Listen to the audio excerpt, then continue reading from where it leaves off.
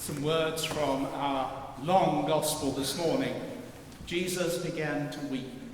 So the Jews said, "See how he loved him." But some of them said, "Could not he who opened the eyes of the blind man have kept this man from dying?" For those who are interested in such things, there is a weekly newspaper called the Church Times.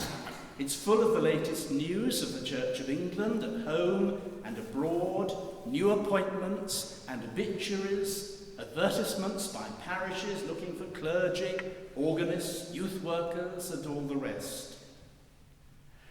At times, it has to be said, it makes for rather depressing reading, with its accounts of divisions and problems in the church, interspersed with regular accounts of church courts dealing with illegal headstones.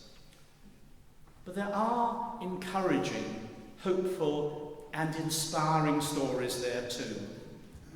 A few weeks ago, tucked away in, of all places, among the obituaries, was a very moving story indeed. At first sight, it was very sad.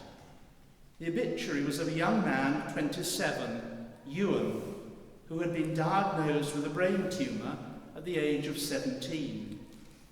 He might have been expected to spend as much time as possible partying and trying to distract himself from the implications of all this. But instead he chose to study theology, first at Cambridge, where he was awarded a starred first, and then he went on to St Andrews University to do research into how popular works of art could support cancer patients. And he explored his own situation and that of other cancer sufferers through that perspective. But this was not just an academic exercise for him.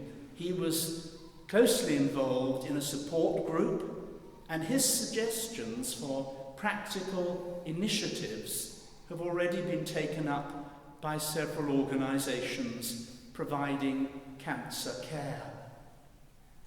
Bishop Peter Selby, who gave the address at Ewan's Thanksgiving service, said this of him: "Ewan had discerned in his unchosen suffering a vision and a vocation to be followed with joyful energy. That meant that however much time was going to be left to him was not something to battle to extend, but an opportunity for enhancing the range of human flourishing, both his own and others. He had forged as a major legacy a strategy for the spiritual care of those with cancer." What a legacy to leave behind. We all know very well that there is no simple answer to the heartbreaking question of why people suffer. Perhaps sometimes all we can do is to be profoundly moved by the heartbreaking stories of people like Ewan, but at the same time see just those glimpses of hope and light in the darkness. Today is Passion Sunday and the beginning of Passiontide. Our observance of Lent changes slightly. We begin to look ahead to the death of Jesus. Our gospel today is the story of the raising of Lazarus, with its themes of death and life. It's a kind of prefiguring of what is to come for Jesus. And it's very personal for him. It includes that short verse, Jesus wept. Jesus is profoundly moved by the death of his dear friend.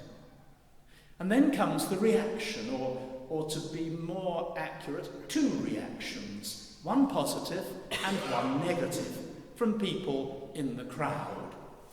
So the Jews said, we're told, "See how he loved him."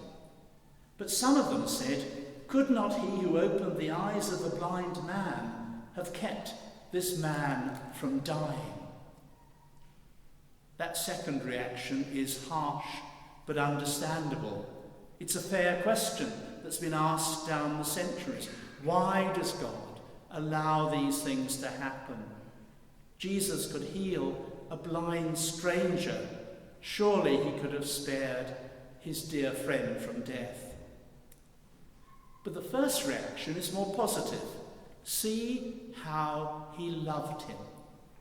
The story of the crucifixion is a story of hatred and cruelty, suffering and death.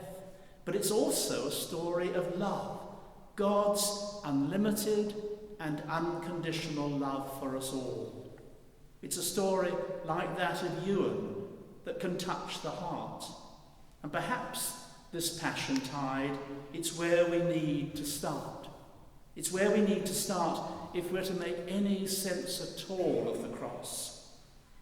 We need to stand with that first group of bystanders, the ones who didn't look for answers, but who found love. See how he loved him. See how, in the story of the cross, we see that he loves us all. Amen.